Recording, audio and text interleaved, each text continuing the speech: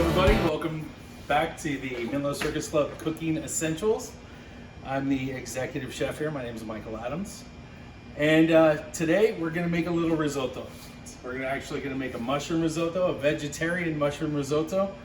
And first and foremost, shout outs to Dirk, who's behind the camera, and Robin, who's going to be behind the computer doing all the editing. Before we get into the risotto, there were a couple of questions I just wanted to cover from last week's. And we'll be doing that every time I do a video. If you have questions, feel free, reach out to me, reach out to Dirk. My email address is michela@menlocircusclub.com. And the first question that somebody had was in regards to vegetables. Last week we prepared some asparagus, just blanched it, a little bit of Vermonte, some garlic, and some shallots. And their question was, what if I want to do a mixed vegetable? My response to that, generally, I don't do that a lot. I'm very vegetable specific. During the springtime, I do a little bit more of it. I'll do a mixture of peas and fava beans and maybe artichokes. And the secret to that is blanch each of your vegetables separately, chill them in an ice bath separately, drain them, combine them, and then saute them in the Vermonte, and they'll keep their quality, they'll keep their integrity, but you'll have a nice ragu. Another way to approach that's going to be during the fall and winter with root vegetables, carrots, parsnips, turnips, rutabagas. What you can do is you can roast those in the oven separately, combine them after they've chilled down a little bit, and then just heat them back up in a little bit of butter. Second question from last week was, how do we cook our prime rib here? We could go into a 2-hour class about how we do this, but really quickly, what I do is I take a little bit of thyme, fresh rosemary, and parsley, and I put that in a food processor with some kosher salt, and I blend it all together, kind of into not really a paste, but a sandy paste. And then I'll rub the prime rib with that, and some black pepper. We let that sit for a minimum of 6 hours, overnight if you want, and then we'll roast it in a 450 to 400 degree oven for about 30 minutes. Turn it down to 300, and once again, the importance of the thermometer, you want to pick it up, for rare to medium rare, you want to pick it up to an internal temperature of 118 degrees. So why mushroom risotto? Couple of reasons. My wife would tell you that she married me for my mushroom risotto. I think it was my charming good looks, but that can be debated. No, but really, mushroom risotto, or any type of risotto, two things. It works well as a standalone dish, which means you can make it, serve it, it's a great entree. Or B, it also works well on its own. So when you go to the store, there are going to be several types of risotto there.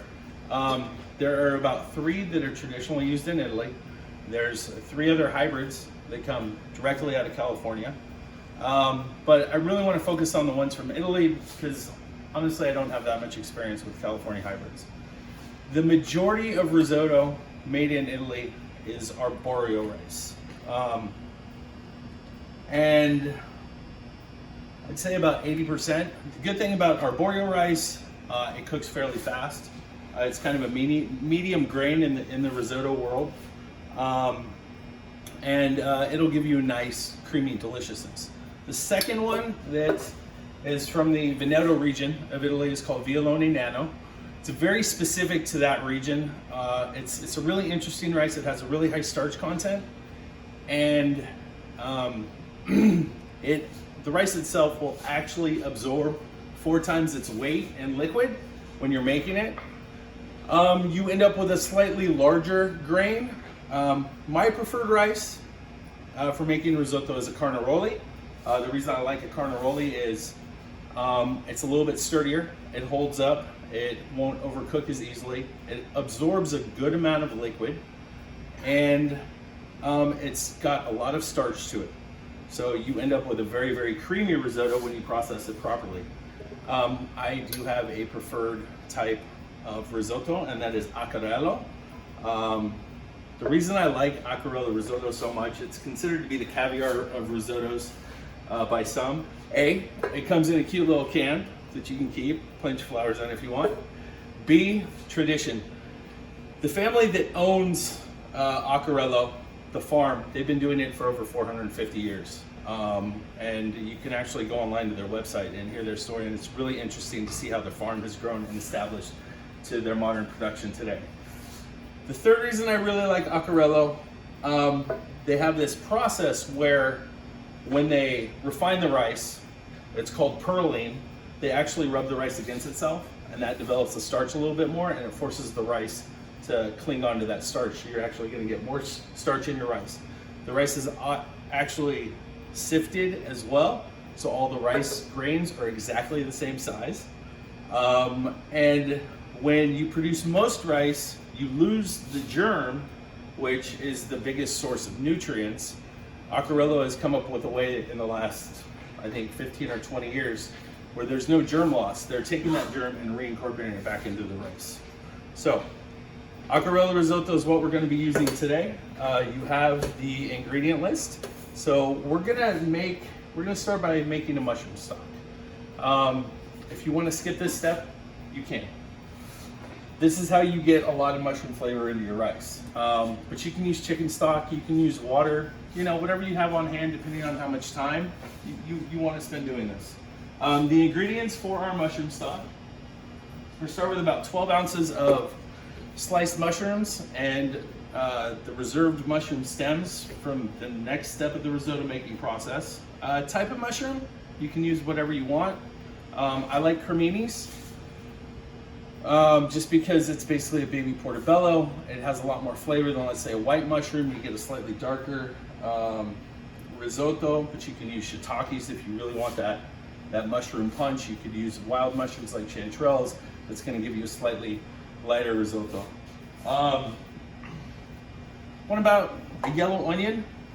Just cut it into big random pieces, it doesn't matter. 6 cloves of sliced garlic. About half a cup of extra virgin olive oil. Usually I don't cook with extra virgin olive oil. I finish with extra virgin olive oil, but we're actually going to incorporate everything together, and I want that flavor. A couple of bay leaves. The sprigs from some fresh thyme that you are going to pick for the next step of making the risotto. Now, I didn't have any fresh thyme, so what do? Well, I can leave it out. It's going to be perfectly fine, or I can use dried thyme. I'm not a big fan of dried herbs, but sometimes, they work. The rule for using dried herbs to fresh herbs is you want half the amount. So if a recipe calls for 2 tablespoons of fresh, you want to use about 1 tablespoon of the dry. We are actually going to start by getting our pan super hot. You want to use a bigger pan because we're going to be making a stock, and we're going to add our oil to it. And we're going to wait for that oil to start smoking a little bit. Once again, you want that oil to smoke because you want the pores in the pan to break down, be filled with the oil so that nothing sticks. You don't want it to smoke too hard, because that means the oil is starting to burn. But just as you see wisps of smoke coming off the pan, we're going to add our mushrooms to that. We're going to be using about 8 cups of water. My rule with risotto is you can't have enough liquid, because when you think you have enough liquid, you're probably going to need more. So I always like to over prep the stock a little bit, and then you can always freeze it and use it for the next time. So the pan is just starting to smoke. I'm going to add my mushrooms to that. And we are going to caramelize these mushrooms. Why caramelize? A mushroom has its true flavor when something called the Maillard reaction takes place. And what that is, that's the caramelization of amino acids and sugars. So we're going to cook these probably for about 7 to 10 minutes until they start to get a good amount of color on them. And you don't need to consistently stir them every 30 seconds, every minute, until they develop that color. And what we're doing is we're bringing out the flavor of that mushroom. We're also getting rid of some of the moisture, and what you want to do is you want to cook the moisture out, and once that moisture evaporates, the mushrooms will start to caramelize themselves. So that was about 7 to 10 minutes, and you can look at the mushrooms. They're starting to get some color on them, a nice caramelization. There's no moisture left in the pan, and that's really when the flavor starts to develop. So what we're gonna do at this point is we're gonna add everything else for the mushroom stock recipe, except for the water. Some white onion, large dice, some sliced garlic, about 6 cloves, some bay leaf, and if you're using fresh thyme now, or fresh thyme sprigs, now is the time, because you want that oil to pull the essential oils out of the thyme. If you're using dry, if you add it now, there's a good chance it's going to burn, so we'll actually add the dry thyme when we add the water. Now, pro tip here, if you have them, if you can find them, a little bit of dried porcini mushroom or porcini mushroom powder or dried shiitake. Now is a great time to throw these in there. They're just going to develop your stock a little bit more, give you a little bit of oomph in your flavor. So we're going to throw those in there and let them just kind of, we're going to do what's called sweating. And what sweating is, it's cooking on a lower heat, and you're getting the moisture out and you're burning off the acids in the onions and the garlic. And we do that a lot. That kind of, it's diminishing the flavor a little bit, so they're not as strong and not as flavor forward. And that's just going to take about 2 or 3 minutes. You want to saute those down, and then we're going to add our water and our dried thyme, if you're using dried thyme. And we're gonna bring this up to a boil, give it a quick stir. You wanna bring it up to a boil, and then after it boils, turn it down to a simmer, and you want it to simmer for about 45 minutes. Anything less than that, you're not gonna get as much flavor. Anything more than that, they've actually done tests, all that happens after 45 minutes is the vegetables start to break down and cloud out your stock. So, we're gonna bring this back to a boil, turn it down to a simmer, let it cook for 45 minutes, and then we'll get our risotto going. All right, so it's been about 45 minutes. Our stock is completely developed, and we're just gonna turn it off. And you see we've got some beautiful color in there. It's nice, it's rich. I tasted it. It's got a little bit of a mushroom background. So once again, if you don't wanna go this far, use chicken stock, use water. You're still gonna get a beautiful risotto. You're still gonna get the flavors of Parmesan and the herbs and a little bit of garlic. But really, if you wanna elevate your risotto, this is the way to do it. We're gonna take this stock and we need to strain it out. And when I strain it, you can use a ladle, and you wanna strain it into another pot. The reason being is, we want to keep this stock hot while we're actually making the risotto, because the rice is going to be warm, and we don't wanna add cold stock to warm rice. That's really gonna mess with the texture of it. So, our stock has been strained. We're gonna keep that in the back over a little bit of heat, just low heat. It doesn't need to boil. You just wanna make sure it stays warm and doesn't chill down. Now we're gonna start our risotto. So the most important ingredient in risotto is patience. It takes a long time. Every step takes a long time, and I really think this is why a lot of home cooks kind of stay away from it. If you're cooking something else, like let's say you're having risotto and chicken, have your chicken almost ready to go, because you really don't want to spend too much time walking away from the rice. Risotto takes a lot of love, it takes a lot of attention. Pot size. I like to use a wider pot when I'm making mushroom risotto. It's easier to caramelize my onions, and I also don't like the rice to stack on top of it. I like it to be closer to the heat source at the bottom, and we do that with a larger pot. If you only have something this size, it'll work. It'll work just fine. This, a little bit more attention because of the surface area and everything else. So what we're gonna do, we're gonna go through the exact same process that we did when we were making the mushrooms for the mushroom stock. Take about ½ cup of oil.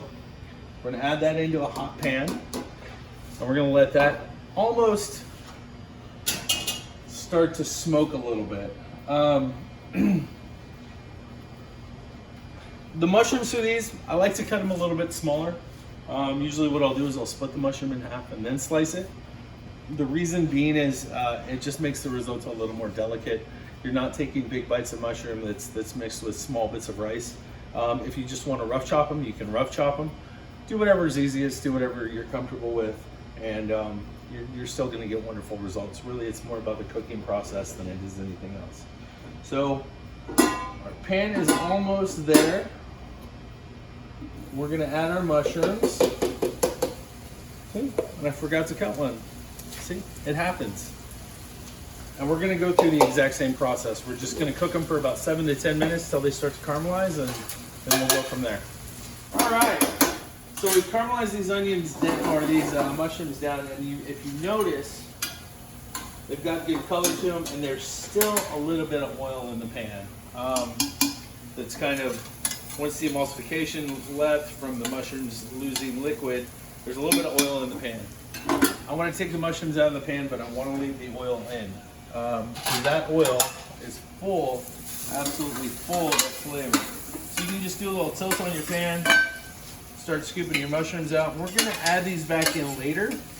It's important when we start risotto that there's not a lot of other things in the pan other than the onions and the garlic that may contain moisture, because that's going to change the texture of the rice a little bit. And this is just, if you want to leave the mushrooms in the pan, leave the mushrooms in the pan. I'm just going from a purist Italian viewpoint. And there's still going to be a little bit of mushroom in the pan.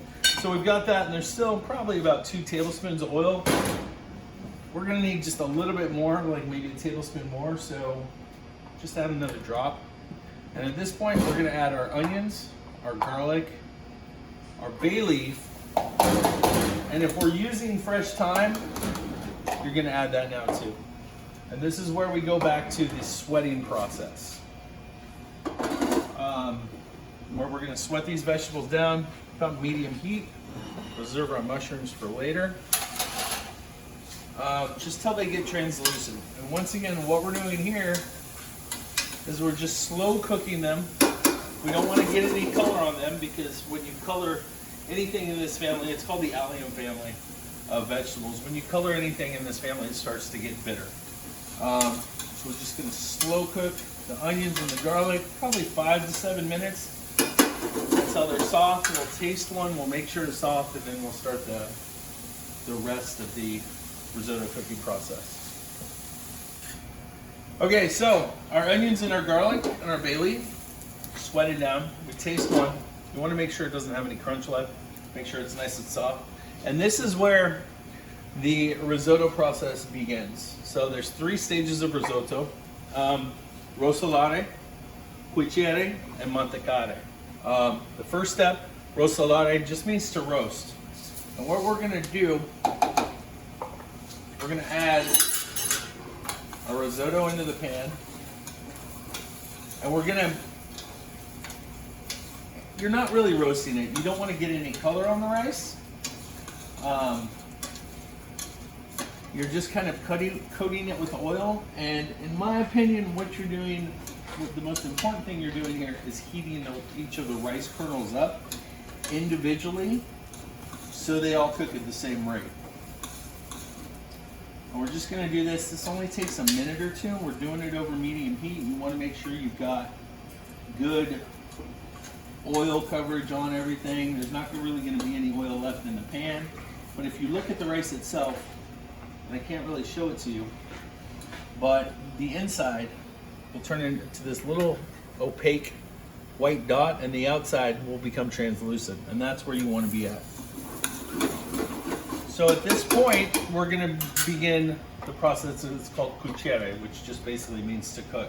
I like a little bit of acid in my risotto, so I'm going to add some white wine to it. Chardonnay, anything that's not too sweet, more on the drier side. And we're doing this over kind of medium to medium high heat. Remember, medium heat is your friend.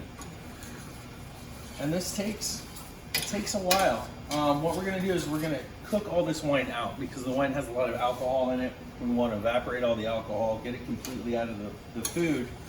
And as we all know from our last lesson, anything with this much umami, which is coming from the mushrooms, needs some acid. And that's what I use the wine for. So we can evaporate that out. And we want to keep cooking the wine just until the risotto starts to stick to the bottom of the pan. Let's talk about cooking utensils while we're waiting for this to evaporate. Italian grandmothers will tell you only use a wooden spoon for this. The The reason, from what I understand, from what I've been told, is the grains in the wood help to develop the starch in the rice while you're stirring, which gives you a creamier rice. Okay, I really don't have a comment. My preferred utensil is a rubber spatula when I'm making risotto, and the reason being is it's big and I can get into all the corners. So if you look at this, you see all the wine has evaporated, and the rice is just starting to stick to the bottom of a pan. And what we're going to do is we're going to start adding our stock. Start off with 2 ladles, then we're going to add 1 ladle at a time. This entire time you want to be stirring it, making sure it doesn't stick to the bottom of the pan, and also as you're stirring it, you're forcing the rice grains to rub against each other and release some starch. And that starch is going to work into the liquid, emulsify with the stock, and you're going to get a creamier risotto. If your risotto is boiling aggressively, turn it down a little bit. It doesn't need to be on a super boil. It does need to be warm. Just kind of a soft boil. This is a great time also, we're going to add our mushrooms back in. So we're going to start getting the flavor from those mushrooms back into the rice, back into the stock. Oops. And we just keep stirring and stirring. Now, you have to stand there and stir. That decision is up to you. Your Italian grandmother is going to tell you, you stir until this rice is done, until you finish it with Parmesan and cheese. You stir it until you get it on the table. Let's be realistic. If you have the time, fantastic. If you don't, how much difference is it going to make in the quality of your rice? As a person, I don't think that much. As a chef, oh my gosh, you've got to stir it the entire time. So the choice is yours. What we're doing now, part of the cucchiere process, is the exact same thing we did with the wine. We're stirring it. We're going to let that stock evaporate out for the most part, not until the rice starts to stick, but just before. Since we don't have a lot of liquid in here, what stirring does is it keeps it covered in that stock, so it's all cooking at the same pace. You see, when we start to get down, there's no more stock left, I add another ladle of stock. Maybe a little bit more. If you don't want to stand there and stir it for long, add more stock to it, walk away from it. Now, how long do you do this for?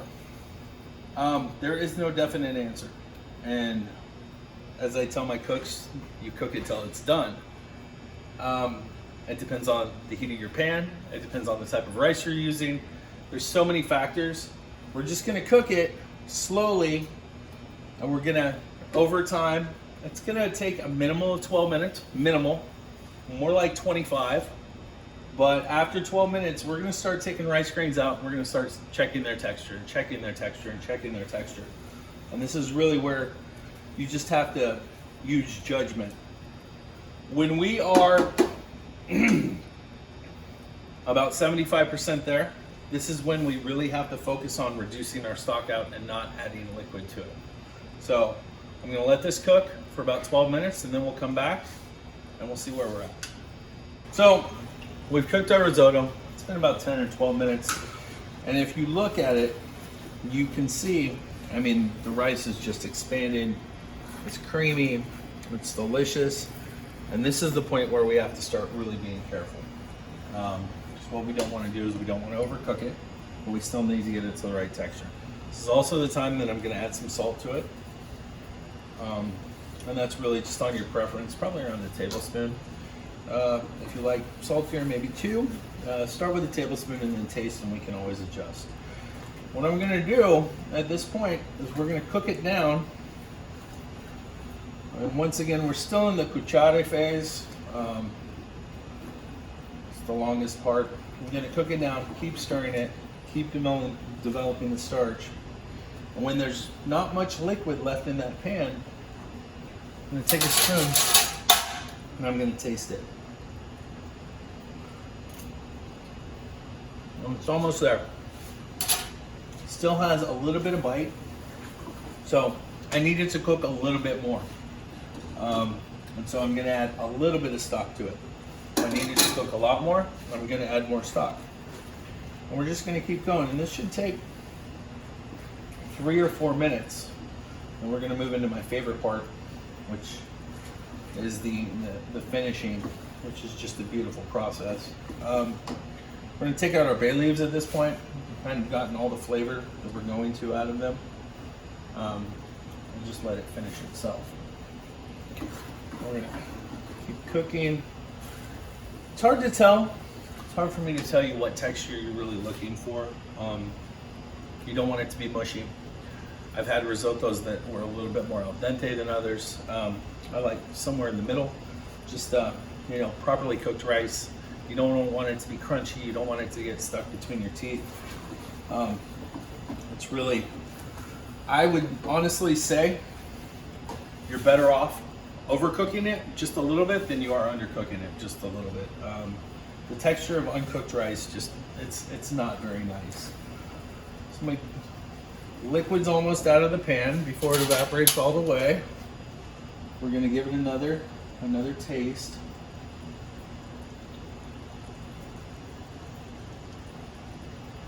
Yeah. So it is 95% there at this point. So I know I don't need to add any more liquid to it. What I'm gonna do at this point is cook most of the liquid out so that when we add liquid back to it in the form of cheese and butter, it just really soaks it up and it's not too runny. We can get more butter into it that way. We can get more cheese into it that way because we're not contending with the leftover stock.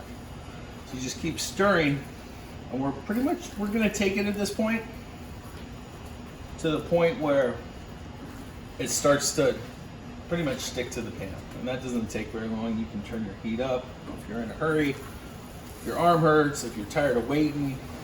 I get it. Risotto is a challenge. So just about another 30 seconds. So, here's a little pro tip. So, it's almost about to stick to the pan. If you look, there's virtually no liquid left in it. We're gonna turn it off. Completely off. And here's a quick pro tip. Taste it again.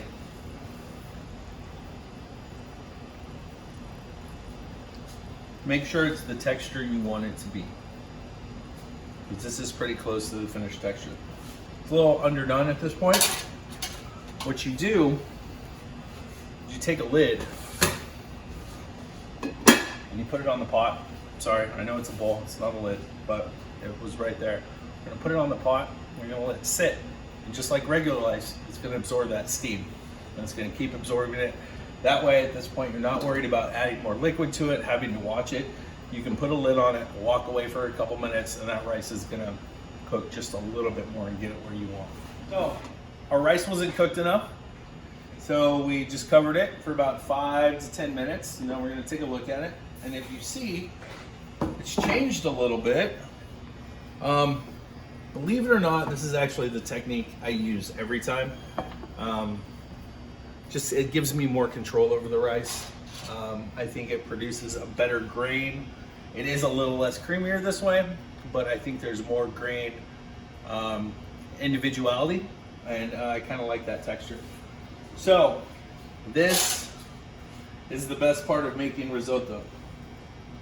I'm gonna take this beautiful rice, and in Italian they call it mantecare, which I personally think is the sexiest word in cooking terminology. I will walk around all day just saying to myself, mantecare, mantecare. It sounds like manicure, it sounds like mounts, which is what we're gonna do with butter. So we're gonna take our hot risotto, add a nice Parmesan or Grana Padano to it, and 2 tablespoons of butter, 4 tablespoons of butter, whatever you want. And for me personally, I'll finish it with a good tablespoon or 2 of extra virgin olive oil because I like that flavor in there.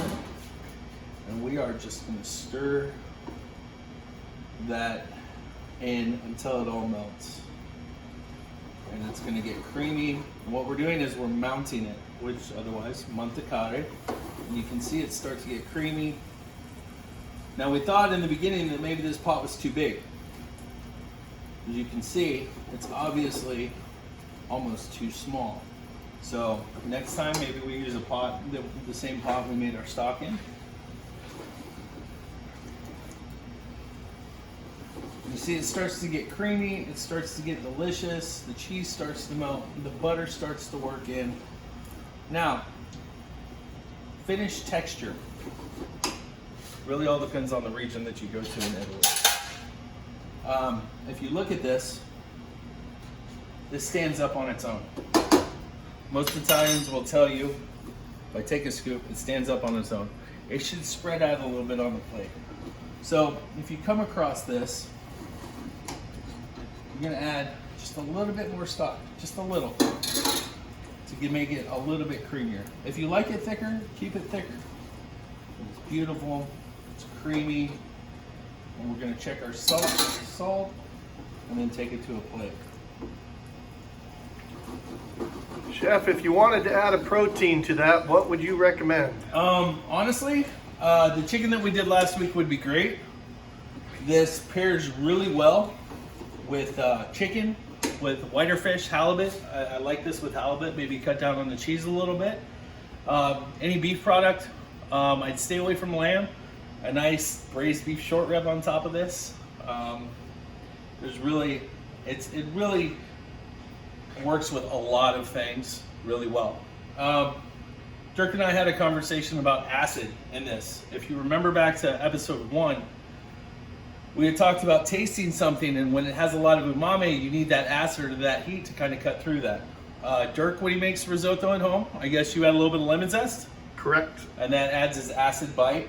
I work it more as a composed dish, so what I'll do is I'll put the risotto on the plate and then finish it with even a little bit of lemon vinaigrette, a salsa verde, an Italian salsa verde, which I'm gonna give you a recipe for in Monday's newsletter, or, stuff that pairs with the other stuff that you're using. You just need a little bit of acid, otherwise this is gonna be really overwhelming. You're gonna be done with it after 3 or 4 bites. So we're gonna go to check our salt.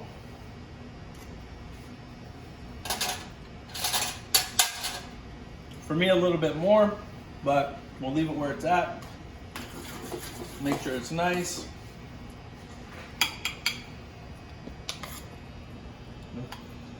Holds up just a little bit. Probably maybe add a little bit more stock if we weren't going straight in. But really, that is it. Wild mushroom risotto. Wines to pair with this. Dirk and I had a conversation. I think a nice Pinot. And the reason I like a Pinot, I think a Cab or a Merlot is going to be too much for the mushrooms.